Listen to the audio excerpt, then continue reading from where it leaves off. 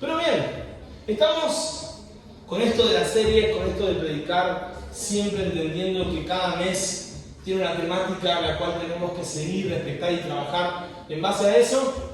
Y en septiembre decidimos ponerle raíces. Decía que tenés al lado raíces. Y puedes decirle alguna, se te notan las raíces. ¿Está mal eso? ¿Está muy mal? Bueno, perdónenme. Perdónenme. Ah, bueno, va a ser. Qué bien que te quedan las raíces, re natural el pelo. Y algunos varones ni raíces te quedan, ¿no? No vamos a mirar a ninguno. No quiero mirar a ninguno, como no lo voy a mencionar. Pero... Bien, es una broma, es una general. Con las raíces, claramente cuando pusimos raíces, no pensábamos en el pelo, claramente. Estamos hablando de ser personas que desarrollen la suficiente fortaleza, el suficiente arraigo a las cosas que Dios tiene para su vida, que nada los pueda mover. Un árbol que está, o una planta que tiene buenas raíces, es señal de que da buen fruto, es señal de que está sana y es señal de que se mantiene firme. Entonces, básicamente la gracia de esta serie es hacer hincapié en qué cosas necesitamos nosotros como hijos de Dios, como cristianos, para mantenernos firmes, para que las cosas no nos muevan. Y si nos tienen que mover es porque Jesús nos está plantando en otro lugar y no por nuestra inestabilidad. No decir, ya arrancaste mal. No, les juro que es re sencillo. Les prometo, y si no entiende nada, diga que sí por las dudas. Así yo me quedo contento de que expliqué bien. Jeremías capítulo 17, versículo 7, puede abrir su Biblia ahí donde está. Jeremías 17, 7, exactamente. Yo lo voy a leer en la nueva versión internacional. Yo estoy, ¿qué es lo que estoy viendo? Estoy muy transpirado, solo no me doy cuenta. Porque como transpiro todo el día, básicamente. No por laburador, sino por gordo, básicamente. Me pasa de que no me doy cuenta. Jeremías capítulo 17, versículo 7, nueva versión internacional, dice: bendito el hombre que confía en el Señor y pone su confianza en Él. Y será como un árbol plantado junto al agua que extiende sus raíces hacia la corriente. No teme que llegue el calor y sus hojas están siempre verdes. En época de sequía no se angustia y nunca deja de dar fruto. ¿Amén? ¿A qué otro texto le hace acordar eso? A ver a los que les gusta leer la Biblia. Sí, el Salmo 1, ¿no? Claramente. Bueno, una característica que no tiene que ver con la prédica, pero yo sé que hay muchos que le anotan esas curiosidades que me llaman la atención. Los profetas, en su gran mayoría, van a hacer referencia a salmos escritos por David, particularmente. Recuerden que no todos los salmos son escritos por David, pero hay una gran mayoría que sí. Y los profetas hacen referencia a escritos de David por la significancia que tuvo David para el pueblo de Israel.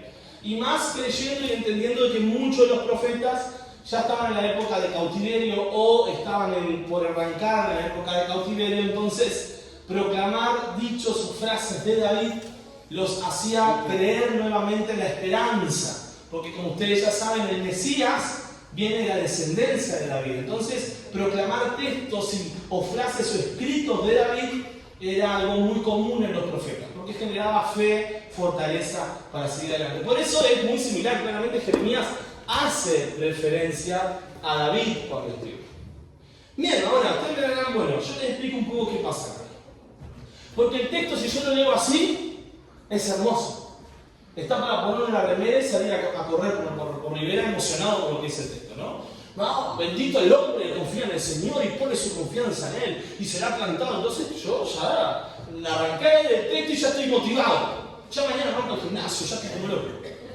Yo tengo que salir mañana a comerme el mundo. Pero claramente los que han leído los profetas en el Antiguo Testamento, estos pequeños tintes de pequeñas frases positivas siempre están empañadas por un contexto mucho más negativo.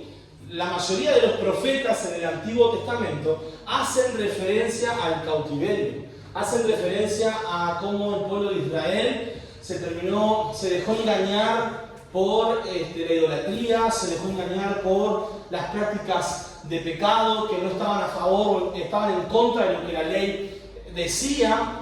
Entonces, si yo entiendo un poco el contexto de este versículo, algunos ya saben, el reino de Israel se divide entre sur y norte.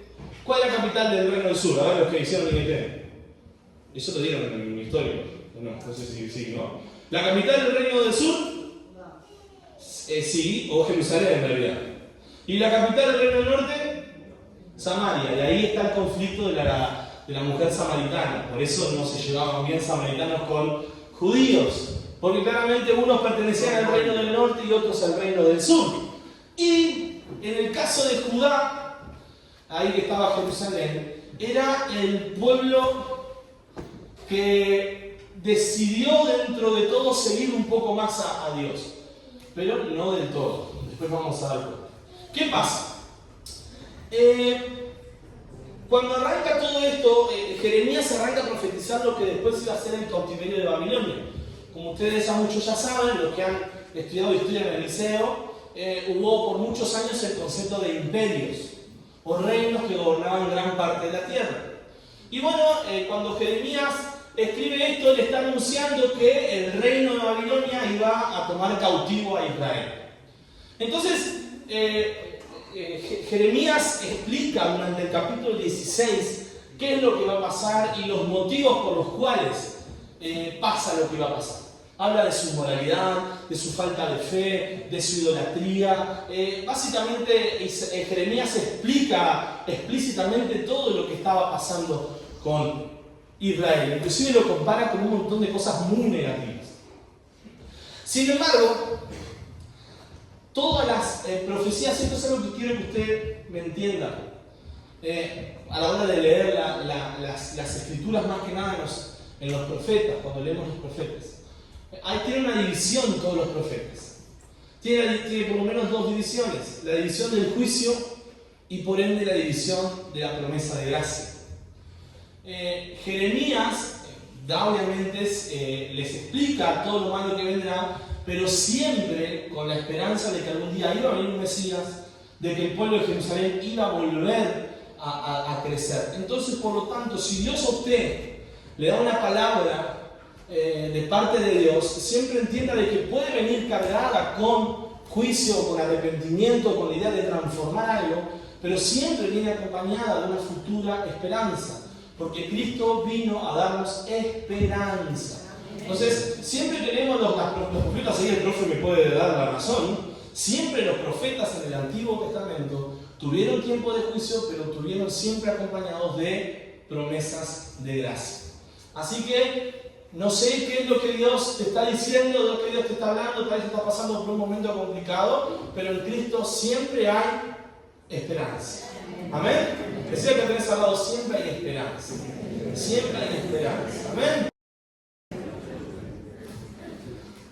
Hay algo que siempre ocurre en estos casos, y Jeremías en este versículo, y más adelante durante todo el capítulo 17, hace referencia a qué va a ocurrir con el remanente fiel.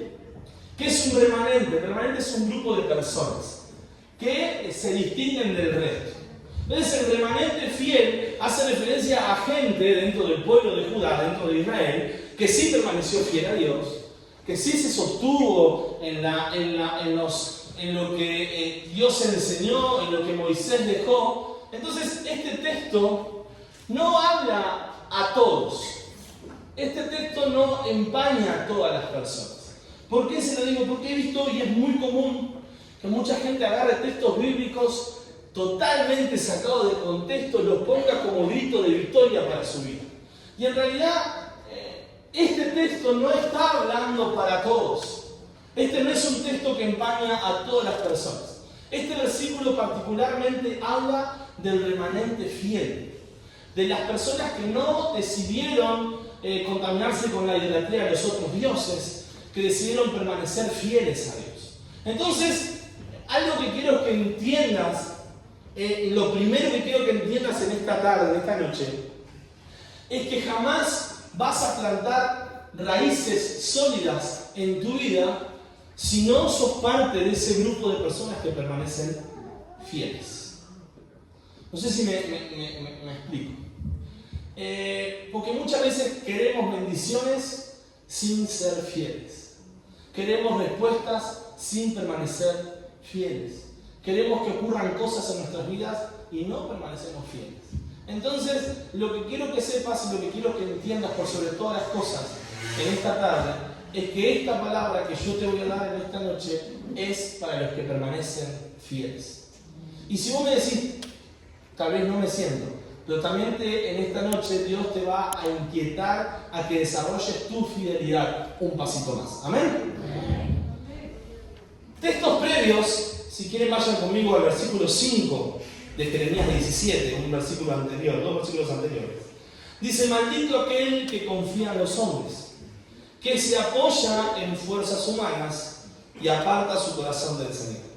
Y ahí, a diferencia de un árbol que planta raíces, hace referencia a una zarza en el desierto, que no se dará cuenta cuando llegue el bien, morará en la sequedad del desierto, en tierras de sal donde nadie vive. Y buscando un poco la raíz de la palabra hombre en ese lugar, dice: maldito que confía en el hombre. La palabra hombre ahí en el hebreo viene de la raíz de la palabra esfuerzo. No sé si alguna vez hemos dicho: no, yo no confío en nadie porque maldito el hombre que confía en el hombre. Claramente ese texto bíblico no hace referencia a eso. Es bueno que tengamos gente de confianza, que tengamos personas a nuestro lado que nos orienten, que nos animen, que podamos confiar. Es bíblico tener gente de confianza. Este texto bíblico particularmente hace referencia a que el pueblo de Israel, por lo que estaba viviendo, por el ataque que estaba llegando, aquellos que se sostenían de las leyes humanas iban a quedar afuera. Y aquellos que se sostuvieran en Dios iban a establecer raíces. Entonces la raíz hebrea es esfuerzo. Y eso me hace creer y entender que lo que Jeremías quiere decir es: lamentablemente, aquel que siga confiando en sus propios esfuerzos va a terminar en el desierto, va a terminar solo, no se va a dar cuenta cuando llegue el bien. Y saben que esto me pone a pensar un poco que a veces estamos tan sumergidos en buscar nuestros propios resultados, que cuando Dios abre puertas no nos damos cuenta porque estamos obstinados por nuestros propios resultados. Ayer compartíamos algo con los jóvenes de vivir bajo convicción y no bajo ideales. Un hijo de Dios, alguien que establece raíces, no vive bajo ideales, porque los ideales no existen. Vivimos bajo convicción. Es la fe, es convicción. Entonces, lo que tenemos que entender en esto que nos dice Jeremías, o lo primero lo que tenemos que razonar en esta tarde, es que no se trata de tus esfuerzos. No se trata de tus ideales, no se trata de lo que aprendiste hace 25 millones de años. Se trata de lo que Dios te habla, lo que Dios te dice, lo que Dios tiene contigo. De tus convicciones. El tema es que a veces nos cuesta estar convencidos de lo que Dios tiene. ¿Por qué? Porque estamos buscando el resultado. Y ahí es donde quiero detenerme 2 segundos. Hermanos, los resultados humanos van a llegar. Los resultados humanos llegan. Dios tiene cosas, Dios nos bendice, Dios demuestra su poder en cosas humanas. Creo que todos los que estamos aquí, o la gran mayoría, hemos visto cómo Dios hace cosas que nosotros podemos percibir desde la salud, desde la economía, desde lo laboral, desde nuestras familias. Dios responde eso sin duda. Pero lo que yo quiero que entiendas es que no se trata de eso. Compartíamos hace un par de meses la frase que usaron Sadrach, Mesach y Abednego antes de entrar al horno. Y en el caso de que Dios no nos libre, aún así lo glorificaremos. Y la pregunta que yo te hago es: y en el caso de que Dios no haga lo que venís pidiendo hace tanto tiempo, ¿cuál va a ser tu postura ante eso? Va a ser la postura de: bueno, como Dios no me da nada, voy a empezar a forzarme yo mismo y empezar a confiar en mis propias herramientas. Y en el momento que llegue el desierto o en el momento de que llegue tu bendición, no te vas a dar cuenta. Hermano, yo he hablado con gente que se nota de kilómetros, que están desiertos, que están secos, que no dan fruto, que no han demostrado en su vida una vida de espiritualidad y no se dan cuenta. No se dan cuenta. ¿Alguna vez has tratado con gente así? Gente que vos le decís, sí, pero fíjate, no, yo estoy en pecado, y vos mirás como diciendo, Dios te puede dar más de lo que vos pensás, pero estás obstinado con tu ideal. Estás obstinado con tu forma de ver las cosas, con tu propio esfuerzo. Estás demasiado entregado a tu propia realización de las cosas. Y vuelvo a decir, yo no estoy haciendo apología de soltar todo de la nada y vivir cual austeros evangélicos. No estoy diciendo eso. Lo que te estoy diciendo es que lo que Dios te da nunca puede estar a la misma altura de lo que Dios es. Lo que Dios hace jamás puede estar a la misma altura de lo que Dios es. Porque si en el hipotético caso de que Jesús no hubiera mandado de que Dios no hubiera mandado a Cristo a morir por nosotros, en el hipotético caso de que Dios no le hubiera dado nada a nosotros, Él iba a seguir siendo Dios. Y eso es lo que nosotros reconocemos y glorificamos. No lo que Él hace, no lo que nos da, sino quién Él es. Y eso es el remanente que Jeremías hace hincapié en durante todo su libro. Les recomiendo leer el libro de Jeremías, también se lo recomiendo leerlo con un diccionario en la mano porque tiene un par de cosas medio raras. Pero lo que yo te recomiendo es que cuando leas el libro de Jeremías te vas a dar cuenta que Jeremías no habla de lo que Dios hace. Porque ¿saben qué? Dios estaba hablando de lo que iba a hacer es que los iba a llevar a cautiverio, iba a permitir el cautiverio. Dios es claro, Dios hace referencia que lo que Él iba a hacer destruir el pueblo de Israel. Dios hace referencia de que Él iba a permitir que los imperios vinieran y gobernaran sobre Israel y lo destruyeran. Sin embargo, Jeremías sigue glorificando a Dios por lo que Él es. Dice, oh Dios, tú que eres grande, que eres poderoso, Dios que eres mayor que los demás dioses. Jeremías, su adoración nunca se basó en lo que Dios hizo, sino siempre se basó en quien Dios era. No sé si me estoy explicando. No sé si ustedes me están entendiendo. Jeremías tuvo probablemente el final o el ministerio más triste de toda la Biblia. Jeremías le predicó a todos y nadie le dio corte. Literalmente, el nadie no es poca gente, literalmente es nadie. Jeremías muere en un lugar que es el mismo lugar donde nació, pero no me acuerdo el nombre, seguro se acuerda el nombre, lo puede soplar. Pero ese lugar donde muere Jeremías, que es el mismo lugar donde nace, iban los sacerdotes que se habían equivocado. Los trasladaban a ese lugar. Jeremías vuelve a ese lugar creyendo de que su ministerio había sido un fracaso. ¿Y usted va a decir que Dios no usó a Jeremías? ¿Usted puede decir que Dios no estuvo con Jeremías? Yo le puedo decir que el ministerio de Jeremías es una de las mayores demostraciones de la gracia y misericordia de Dios. Porque Jeremías se mantuvo fiel. Hay un versículo que lo analizamos el otro día en IET con Alexandra, el que dice, Señor, me persuadiste. No, y que lo decimos, Señor, me persuadiste. En realidad la raíz hebrea para eso es, me estiraste tanto que ni siquiera entiendo qué me estás diciendo. Hay una traducción que dice, me engañaste. Otra traducción que dice, me mentiste. Jeremías sintió que Dios le estaba tomando el pelo por todo lo que estaba viviendo. Vuelvo a decir, si usted lee el libro de Jeremías, me va a entender lo que le estoy diciendo. Jeremías se sintió solo. Jeremías sintió que su ministerio no estaba valiendo la pena. Jeremías sintió que no iba a lograr nunca nada. Sin embargo, permaneció fiel. No por lo que Dios hizo, no por lo que Dios supuestamente le iba a dar. Permaneció fiel porque entendía que Dios, Jehová, el Dios de Israel, Jehová de los ejércitos, es y será siempre la mejor opción. Eso fue lo que mantuvo a Jeremías. Y no quiero que me malinterpretes con lo que te digo. No te estoy diciendo que Dios no te va a bendecir, porque el caso de Jeremías fue uno. La gran mayoría de los profetas, no sé si la gran mayoría, pero algunos profetas tuvieron finales felices. Hay algunos que los mismos reyes se encargaron de que no tuvieran un final feliz. Pero algo que me llama mucho la atención de esto es, si usted lee la Biblia, y si tiene la posibilidad un día de leerla entera, la Biblia, o que sea las 20 o 30 historias más relevantes de ellos, inclusive en alguna versión más sencilla, yo te lo recomiendo porque es interesante, es divertido.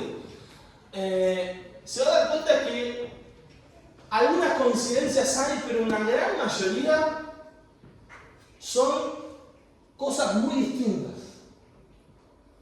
Porque tenés alguien como David, que de 7 hermanos fue elegido y mató un gigante y quedó como rey y es considerado el mejor rey de todos los tiempos y que tuvo que esperar como 30 y pico de años para ser rey.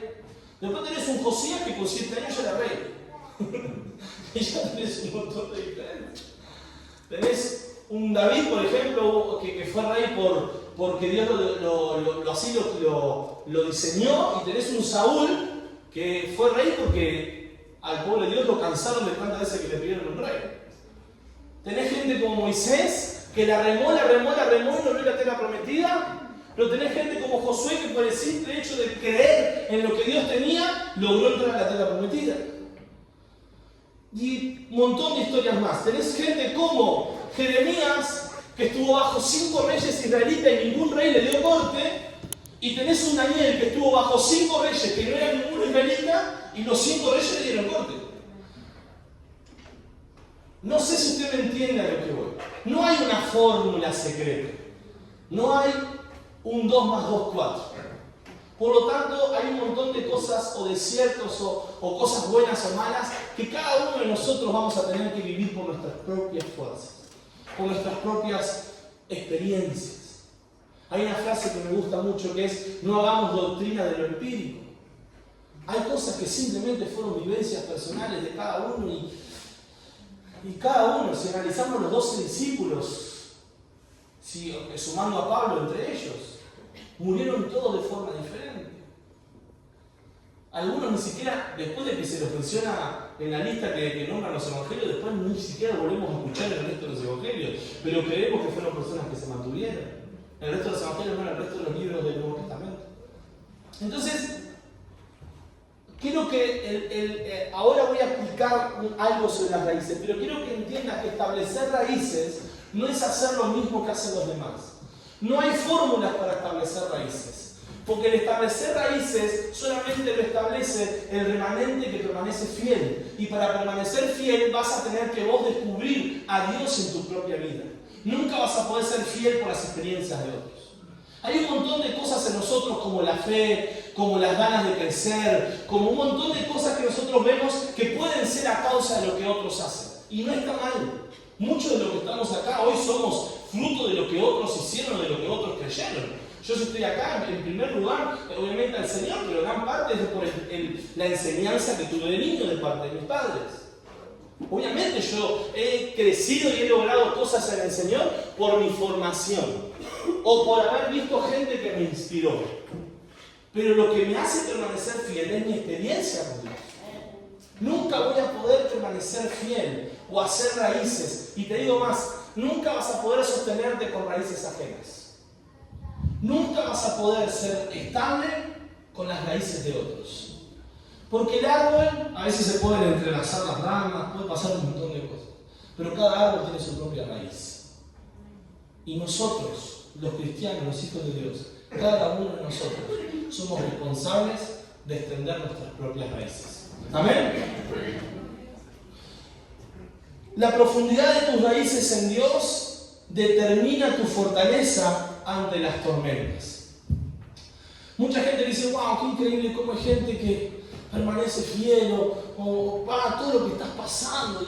Y de repente yo he visto hombres de Dios consumidos por enfermedades terminales, yendo a predicar con una alegría, compartiendo. No sé, el otro día estaba viendo, ¿no? ¿Con quién era que estábamos? Creo que era en la casa de Hugo Alves, que apareció un video de Julio Melgar, ¿no? Sí, estábamos bien, ¿no? Y Julio Melgar, que seguro no saben quién fue un cantante que falleció de cáncer. Y hay un video donde él, ya en sus últimos momentos, muy delgado, totalmente con su voz prácticamente ya se le escuchaba poco, cantando. Y dice: pero hermano, andás a sentarte en el sillón de tu casa y nomás. A Jeremías, yo piense conmigo, Jeremías, la segunda, tercera que yo decía no daban corte, me moría. Y yo estaba en esa nada. Sí, hermano, Jeremías siguió. Entonces, en la profundidad, acá dice la profundidad de tus raíces, pero yo quiero cambiarlo por la profundidad de tu fidelidad. Va a determinar tu vida ante las tormentas. Ante las dificultades de la vida, lo que te va a determinar qué has logrado, hasta dónde vas a llegar, va a ser hasta dónde estés dispuesto a ser fiel. Hasta dónde estés dispuesto a permanecer. No se trata de resistir la sequía, sino de florecer en medio de ella.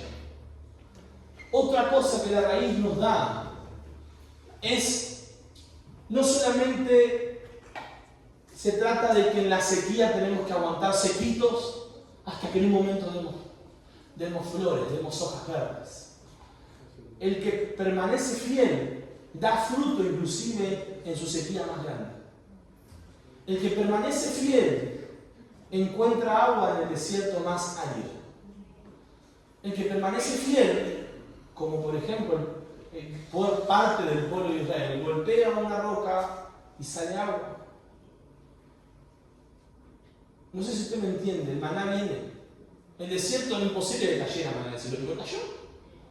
¿Por qué? Porque había un grupo de personas liderada por Moisés que permanecía fiel, que creía que estar ahí era el mejor lugar. Sabemos que no fue la mayoría. Si leemos el libro de Números nos vamos a dar cuenta que no fue la mayoría. Sin embargo, el que permanece fiel, y esto es algo que Dios me está diciendo y quiero que te lo tomes en tu corazón. Siento que hay gente que está sintiendo que está pasando por su peor momento o como que ya llegó a una etapa donde no sabe para dónde agarrar. Quiero que sepas que lo que te va a diferenciar no va a ser cómo resistís, sino las ramas y los frutos que des aún en medio de tu sequía. Eso es lo que te va a hacer diferente.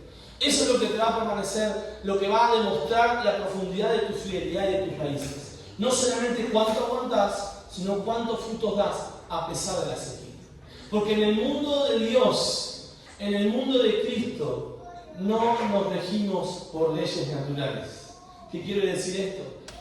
Hay cosas que son normales. El que trabaja, se esfuerza, da fruto de su trabajo. Eso es, no solamente es vida, Biblia, es normal.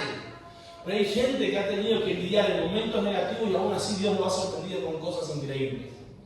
¿Por qué? Porque la raíz de tu fidelidad, hasta donde decidas establecer tus raíces, va a ser que en el medio de la sequía no solamente aguantes, sino que también des frutos. ¿Amén? Las 4 características del árbol que da raíces. Lo leemos ahí. Número 1. No temerá cuando llegue el calor. Primera característica que demuestra que has establecido raíces. No te da miedo cuando vienen los problemas. Te podés preocupar, somos humanos, no malinterpretes.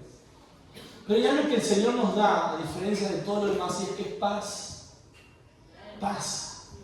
Y vos sabés de que las cosas se pueden complicar, que las cosas pueden venir bravas, pero sabés que no te da miedo cuando llegue el calor. Pero como tus raíces están bien sostenidas, sabés que porque por más que venga calor y venga sequía, vos vas a seguir dando fruto. Porque el que te sostiene no es tu fortaleza, lo que te sostiene es Cristo. Segunda característica, sus hojas estarán siempre verdes. Hermanos, obviamente que esto es algo espiritual, pero también humanamente, a mí a veces me preocupa esos evangélicos que están siempre serios. Esos cristianos que no les sacan una sonrisa en un buen día, pero ni de casualidad. Que en su trabajo son las personas que más detestan. Que sus compañeros de trabajo cuando vienen a hacer...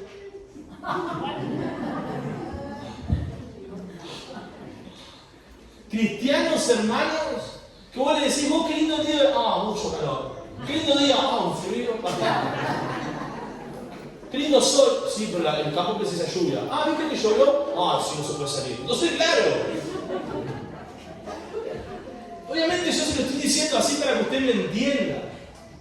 Pero hermano, no puede ser, y esto se lo digo de verdad, que nosotros, siendo la imagen de un Dios vivo, demostremos tanta muerte. Siempre somos una queja. Nadie nos soporta. Y después decimos, no, a mí nadie me soporta porque yo soy sincero. No, no sos sincero, sos insoportable, es diferente. Y una frase que quiero que te guardes, que la he dicho un montón de veces, quiero que te guardes en tu corazón. La gente, el mundo, no necesita tu opinión, necesita de Cristo. No tu perspectiva de quién es Dios, a Cristo. No lo que vos has vivido y lo que vos crees, a Cristo necesita.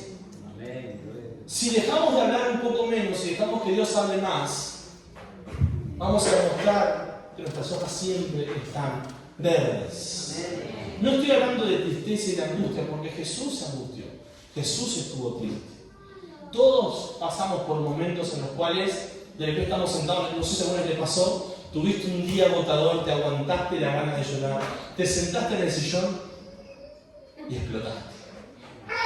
Una cosa, y de repente la primera lágrima cayó, y ya en el momento que cae la primera lágrima, te rendiste. Alguna vez nos pasa, a todos nos ha pasado. De repente de ver algo y me ganas de patearlo, ¿no? Que se vaya como quiera. Como siempre digo, el día que tuviste un mal día, es el día que cuando vas a poner la llave en la puerta se te cae. Y ahí ya agarraste la llave y la tiraste para donde había, ¿no? No te prende el auto, perdés el ómnibus. De todo te pasa, se te cae un vaso. Tenés 25 vasos, pero ese día que estás cruzado, se te cayó el vaso más feo que tenés y lo llorás como si fuera cristal, básicamente. Esas cosas nos pasan, es normal, pero no estoy hablando de eso. Estoy hablando de lo que permitís que Cristo haga en tu vida. El gozo y la paz, que son cosas que el Señor nos prometió que íbamos a tener siempre. El gozo y la paz son cosas que el Señor nos prometió que íbamos a tener siempre. Entonces hay cosas que te pueden dar rabia, pero no te pueden quitar la paz. Hay cosas que te pueden hacer llorar, pero no te pueden quitar el gozo. Porque eso es lo que el Espíritu Santo hace en nosotros. Porque Jeremías se requemó, Jeremías se recontraembrocó, Jeremías lloró, Jeremías quiso dejar todo, pero su fidelidad no le permitió desistir. Entonces lo que quiero que entiendas es que por más que las cosas se pongan complicadas, no dejes, o sea, tu fidelidad no debería permitir que dejes de avanzar. Tu fidelidad no debería permitir que dejes de crecer. Porque tu fidelidad es fruto de la fidelidad de Dios. Tu fidelidad no es tuya. Tu fidelidad es porque entendés quién es Dios en tu vida. No lo que hizo, sino quién es Él. Hermanos, nunca dejará de dar fruto. Un árbol que está bien cimentado en sus raíces, nunca deja de dar fruto. Hermanos, no sé si usted hace listita cuando comienza un año. Nosotros con Caro tenemos algo que hacemos todos los años, es que hacemos una lista de cosas que queremos lograr de acá a fin de año. A veces nos ha salido y a veces no hay chance, ¿no? Pero bueno, y es una costumbre que tenemos nosotros, que si usted la quiere hacer, a mí me sirve porque voy visualizando en escrito y me ayuda a recordar cómo voy logrando ciertas cosas. Entonces es un ejercicio que a mí personalmente me sirve. Pero bueno, no sé si usted lo hace, pero yo la pregunta que te hago es, en relación a el principio de año, hoy hablábamos de que ya estábamos hace 9 meses en el 2024, ¿has demostrado fruto? ¿Has visto el fruto de Dios en tu vida? Y si usted no sabe qué es el fruto, vaya a YouTube y mire la serie Ver to Be, que ahí lo explicamos. Pero ¿ha demostrado o puede visualizar en usted mismo cosas positivas que ha alcanzado y cosas que ha logrado? No todos los años son iguales. Yo no sé nada de plantas, pero entiendo que no todas las estaciones son iguales para las diferentes plantas y diferentes árboles. No precisas saber mucho igual para saber eso, ¿no? Pero básicamente, yo conozco gente que dice, no compro frutilla en invierno, es que no se compra frutilla. ¿Cuándo es la fecha que no hay frutilla? Hay una fecha, creo que es invierno, ¿puede ser? O verano, no importa, vamos a suponer que es invierno. Gracias, me reayudaron, son unos capos. Y hay gente que dice, no compro frutillas en invierno porque son de cámara. Una cosa así. O son de cámara. Yo no entiendo ni idea. Y hay gente que es así, ¿no? Hay gente que no da fruto porque siente que todavía no lo tiene que dar. Y atribuimos el no dar fruto a las malas temporadas y en realidad no damos fruto porque no tenemos las raíces bien cimentadas.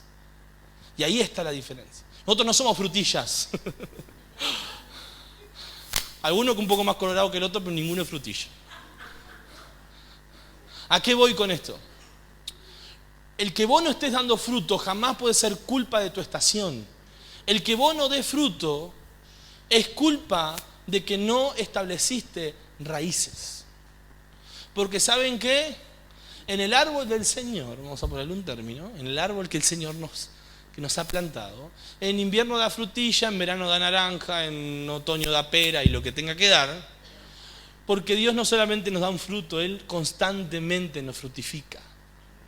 Él constantemente hace de nuestros desiertos, de nuestras ramas, de nuestra vida, una vida de fruto.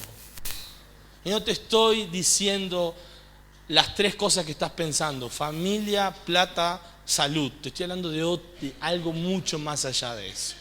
Y los que son espirituales y han establecido una vida en el Señor entienden lo que les digo. Hermanos, y en el año de sequía no se angustiará. Qué impresionante. Las 4 características. No temerá, sus hojas siempre estarán verdes, nunca dejará de dar fruto y no se angustiará en sequía. Hermanos, vuelvo a decir, no estoy hablando de la tristeza que nos produce en ciertos momentos, porque eso es normal. Estamos hablando de que nuestras raíces, en vez de hacer hincapié en donde Dios quiere que estemos, hacemos hincapié en lo que nos gustaría lograr. Por eso nuestras raíces no están bien establecidas. Porque si yo estoy un rato acá, digo, acá es donde Dios me quiere.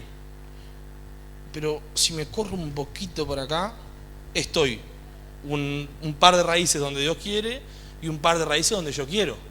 Entonces estoy impecable. De repente arrancamos a hacer así. Sí. ¿Saben por qué?